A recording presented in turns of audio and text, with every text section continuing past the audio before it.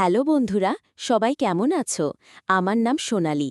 আজ আমি তোমাদের রাহুল ও পূজার সুন্দর একটি লাভ স্টোরি শোনাব। রাহুল কলেজে পড়ে ও পূজা সবে মাধ্যমিক দিয়েছে। তারা দুজনে একই গ্রামে বসবাস করে।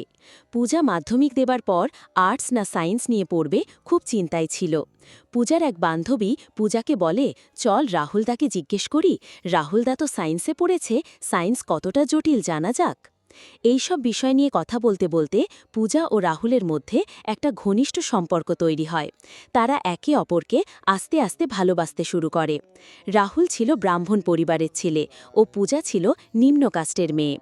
তাদের এই সম্পর্কের ব্যাপারে আস্তে আস্তে পাড়ার সবাই ও তাদের পরিবারেরও সবাই জানতে পেরে যায়। উভয়ের পরিবার কেউ এই সম্পর্কে রাজি হন না। তাই তারা ঠিক করে পালিয়ে না বিয়ে করে, বাড়ি থেকে সম্মতি নিয়ে তারপরে বিয়ে করবে। তারা দুজনে মিলে কি করে, যতদিন এই সম্পর্কে বাড়ির লোক রাজি হচ্ছে তারা একটুকু দূরত্ব বজায় রাখবে।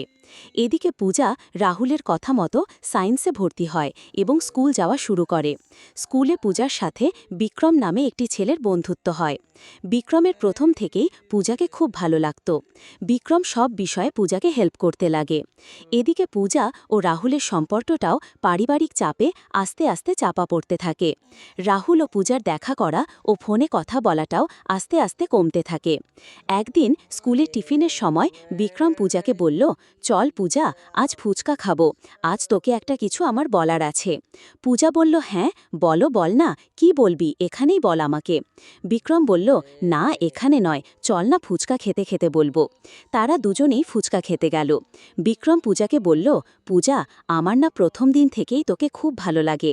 পূজা বলল, হ্যাঁ ভালো লাগে তো কি হয়েছে, খুলে বল কি বলবি। না, আমি তোকে খুব লাইক করি, আমি তোকে ভালোবাসি পূজা। পূজা বলল, তুই তো আমার ব্যাপারে সবই জানিস, আমি রাহুলকে ভালোবাসি, আমি তোর সাথে কোনো রিলেশনে আসতে পারবো না। বিক্রম বলল, ঠিক আছে, থাক, আমরা ফ্রেন্ড হয়ে থাকি। পরের দিন সন্ধ্যায় রাহুল পূজাকে ফোন করে এবং বলল, পূজা, কাল আমার সাথে দেখা করতে পারবি স্কুল ছুটির পর? পূজা বলল, হ্যাঁ ঠিক আছে, আমরা সেই আমাদের পুরনো জায়গাতেই দেখা করব। পরের দিন তারা দুজনেই দেখা করল। রাহুল পূজাকে বলল, পূজা, আমার তো কলেজ শেষ, আমি স্নাতকোত্তর ডিগ্রি দেওয়ার জন্য বাইরে পড়তে যাব।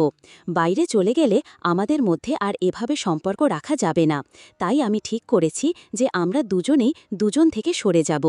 পূজা এই কথা শুনে রাহুলকে বলল, রাহুলদা, তুই চলে গেলে আমার কি হবে? রাহুল বলল, দেখ, এমনিতেও আমাদের বাড়ি থেকে মেনে নিচ্ছে না, তো আমরা দুজন থেকে সরে যাওয়াটাই ঠিক হবে।